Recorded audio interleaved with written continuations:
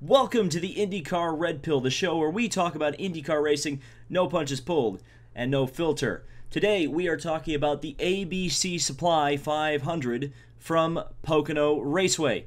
Now, once again, for the third year running, I had the pleasure to attend.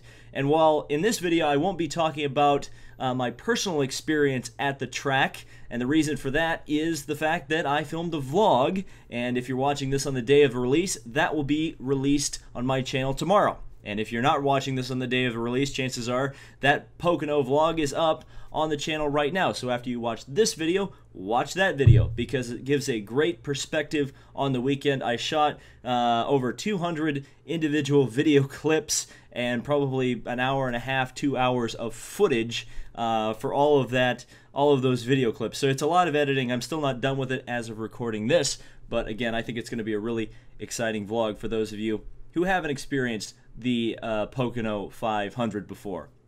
Speaking of, I think the Pocono 500 is pretty quickly becoming one of the marquee events in the IndyCar Series calendar. I'd put it third right now behind the Indianapolis 500 and the Grand Prix of Long Beach in terms of importance on the season.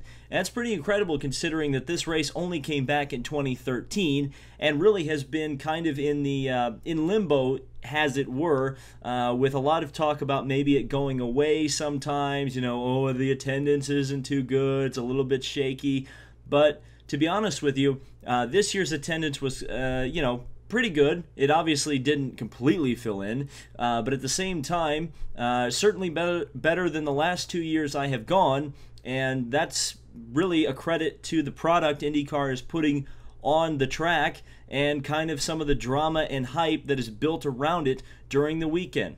That brings me to my second point of Pocono, the drama. We always have great drama, for better or for worse, when IndyCars come to Pocono. And with that drama usually comes some of those spectacular accidents that we have seen in the past at Pocono. This year was no exception. At least 5 fairly serious wall contacting incidents, and one driver ending up in the hospital, Ryan Hunter-Reay, who ended up actually driving a very gutsy performance, I think, to somewhere in the top 10. I can't remember exactly where he finished. But that is something I wanted to talk about. There was a lot of social media hype, especially after Hunter-Reay's crash. I saw referring to the fact that, oh, IndyCar shouldn't race at Pocono because it's dangerous. Well, I hate to break it to you, and I feel like we've talked about this a few times before, but auto racing is dangerous. This is not a sport for the faint of heart. And if you're somebody who, gets seasick when you think about the potential for somebody getting hurt, potentially this isn't the sport for you. Now, obviously, like I said in the Texas video, I was pretty upset about that because I felt they were taking unnecessary risks. I don't feel that there are any inherent unnecessary risks by going to the Pocono Raceway. It's a difficult racetrack. And the reason why this event is starting to grow, not only in prestige, but in attendance, is because of that danger. The fact that IndyCar drivers are running nearly 230 miles an hour around the tricky triangle. It leads to a very spectacular show, especially when the cars are as grouped as close together as they are. I mean, remember, Pocono is a very similar track and layout to Indianapolis. In fact, it steals a corner from Indianapolis, and guess which corner we saw the most passing coming out of? It was turn 2, which is the Indianapolis-style corner. So it's no real surprise that the product at Pocono is very similar to the product at Indianapolis, which has received rave reviews. Now, I'd be lying if I said some of the passing wasn't a bit artificial, particularly the swapping back of the lead, back and forth of the lead of Graham and Tony Kanaan. That's just one of the products of the DW12. The gigantic wake of the bumpers, that big aerodynamic hole those things punch in the air, really allows that kind of leapfrogging that we saw particularly at the 2013 Indy 500. We kind of saw that a little bit here, but it's weird because late in the race it ended up that effect kind of went away and nobody was leapfrogging each other anymore. So I guess it just works kind of in mysterious ways. But seeing as the bumpers are going away next year and this was the last last super speedway race of the aero kits, it's all kind of a moot point about the bumpers. Also, fun fact about me, just a personal aside, I was able to attend, I just thought about this the other day, I was able to actually attend every single super speedway aero kit race save for Fontana 2015, or I should say the 500-mile super speedway races. So I don't know, that's pretty good. I kind of feel I'm a little bit proud of that statistic. I saw every aero kit 500 miler save one, so that's pretty cool. But in terms of the race, it was very interesting, as it always is. You saw the Hondas kind of take off at the start. Ironically, the pole sitter and defending Indianapolis 500 winner Takuma Sato was nowhere. In fact, he wasn't the only car that qualified really well and just dropped to the back and was never seen again. Gabby Chavez. What the heck? Gabby Chavez was very strong the last time he ran Pocono. He looked very strong qualifying. Harding Racing absolutely nailed their qualifying setup. I think he put it 7th on the grid and just dropped to the back. Same for Takuma Sato. Takuma Sato, I would believe, was the surprise dropping back, but then again we saw him qualify in the pole at Detroit, and he dropped right to the back, really never to be seen again. So I don't know what was going on. Again, I've kind of avoided the TV broadcast of the race just to kind of give you guys my raw feelings and observations from the stands. I did hear Paul Tracy's stage racing comment. That was pretty funny. But yeah. So what I wanted to talk about was the fact that how the strategy started to kind of work in this race, because we saw Scott Dixon running up at the front, actually was able to dominate the early stages of the race with Alexander Rossi in tow. But the funny thing was, the guy who we've always heard has mastered the black art of making fuel, as it were, was the first guy to come into the pits. So I don't know what was going on with Scott Dixon. Interesting to note, I do know that Alexander Rossi did have a failure in his fuel knob, so Rossi wasn't able to really attack the way you might think. I mean, if he was running, I don't remember exactly what was broken on his fuel knob, but you would assume he was in a lower setting. Amazing to believe. What if he had been able to crank the wick up at the end of the race and really challenge Newgarden and Power if we'd have a different result in the race. Another big shout out from the early part of the race is Esteban Gutierrez. The guy was looking like a veteran until he looked like a rookie and smacked the wall out of turn 3, but he made an incredible 4-wide pass right in front of us down in the grandstands. I thought it was Ed Jones for a second, because I was like, well, Ed Jones, he's kind of an oval meister at this point. No, it was Gutierrez. So I think that Gutierrez guy might end up working out for Dale Coyne eventually. Yeah, Rossi and Dixon were kind of the main leaders early on in the race. In fact, James Hinchcliffe kind of moved up into that fray for a little while until he made a pit stop error, ran over some crew guys, then got a penalty. It all kind of fell apart for Hinchcliffe. Rahal was running up there. Kanaan was running up there. It was a very competitive race at the front. What was interesting, though, is towards kind of the mid to end of the race, we started seeing the Chevys move up. And it wasn't just the Penske guys, because obviously you guys know where the Penske guys ended up finishing in the race. But I saw guys like Carlos Munoz really make some big moves coming up through the pack.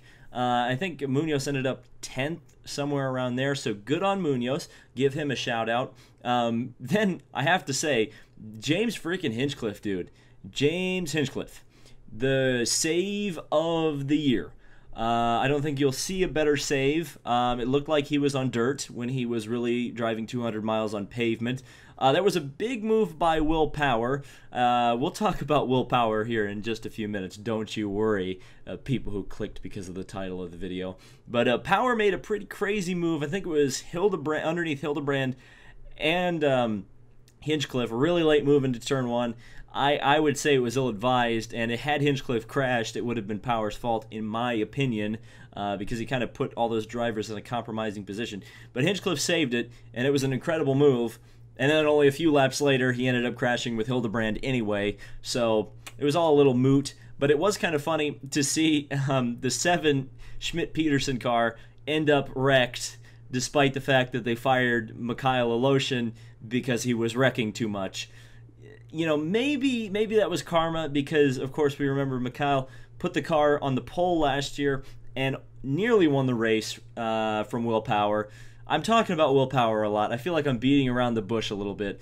So let's talk Will Power because he obviously, backed up his performance from last year, winning the Pocono 500 for the second year in a row. This year, I think, was a little more controversial than last year. Let's talk about, firstly, the fact that he had a front wing break, which, by the way, the guys on the Pocono Jumbotron never actually caught the moment. I think he actually hit Marco Andretti down in turn 3. They were looking for the moment for a while, but they never ended up finding it. But I think he made contact with Marco, and then he went right to the back, actually stacking up the field a couple times. The guy's kind of getting caught out behind him as he was kind of slow off of the corner. So Power pitted, and he lost a lap in the process while they repaired the car. Funny thing about that was the wing they actually put on the car still had the remove before flight little tabs on the wing adjusters, which was kind of funny, just because we always point that out because it always says remove before flight on the Chevy wings and rear pods, and it's just kind of funny because the Chevys were the ones that used to fly all the time when the bumpers were open. But then on the, I believe it was the Hinchcliffe Hildebrand crash yellow, we saw maybe the most flawed rule in IndyCar once again rear its ugly head. Will Power got the wave around, which in other words is a lucky dog. Oh yes, Will Power gets the Aaron's lucky dog. Oh, lucky dog, how about that? Hey, you like that? But yeah, Will Power, he was the lucky dog today. It's weird because on some levels I really want to respect and applaud the strategy that the team manager John Bosklag was able to call for Will Power, bringing him in every single lap there was a yellow and topping that car off with fuel, and being able to go much further than anybody but Marco Andretti at the end of segment, or not segments, but fuel runs. I mean, it was a fantastic strategy, and ultimately Will backed it up by outdueling Newgarden at the end of the race. However, and it just feels so weird because I want to praise it. I think it does deserve praise. I think it was a great drive, a great strategy. It's ultimately just a flaw in the rule. Now, clearly, this was not nearly as egregious as what happened with Tony Kanaan at Texas, essentially being gifted a second place after wrecking half the field and getting a penalty, what it was essentially amounted to a 5-lap penalty for wrecking the entire field. Ended up getting all of his laps back because of competition cautions and getting a lucky dog every single time there was a competition Wow, I'm still mad about that. That was clearly Will Power's benefit was not nearly as egregious as Kanaan's at Texas. So I can't say, with 100%, oh, it was an illegitimate finish, screw Will Power. No, I think Will Power absolutely went out there and earned it. They played by the rules, but again, I want that rule to be changed because it's like the one real illegitimate thing in IndyCar racing right now is the way they do the wave around procedure. It'd be okay if they waved around the cars on the last lap before going green so that, the guys are trying to catch up as the field is taking the green flag, and that also eliminates the free pit stop wave around people can take, which ultimately won Power this race, or at least got him back up in the front. So that's just my suggestion. I wish IndyCar would change that. I wish they'd get rid of the wave around rule, or at least change the wave around rule so that it doesn't benefit the cars too much getting the wave around. And number 2, get rid of double points, because that's a whole other thing for another day. Well, you know what? We'll talk about that in the Sonoma video, because if it takes away Joseph Newgarden's championship, double points, that's going to be ridiculous. Because let's face it, here's another thing. Let's face it, I think pretty much Joseph Newgarden over the last 5 races has established himself as the guy. And I think he is going to be the guy that wins the championship unless there's an absolute, really wild scenario that ends up taking place. He's going to be strong at Gateway, maybe not so much at Watkins Glen. But really, if you think about it, all he has to do is coast through Watkins Glen and Sonoma, especially if he wins Gateway. So, we'll see. We'll see on that one. Another shout-out, of course, I have to give to Marco Andretti. Maybe more so to Brian Herta, because, boy, they really tried. They really tried.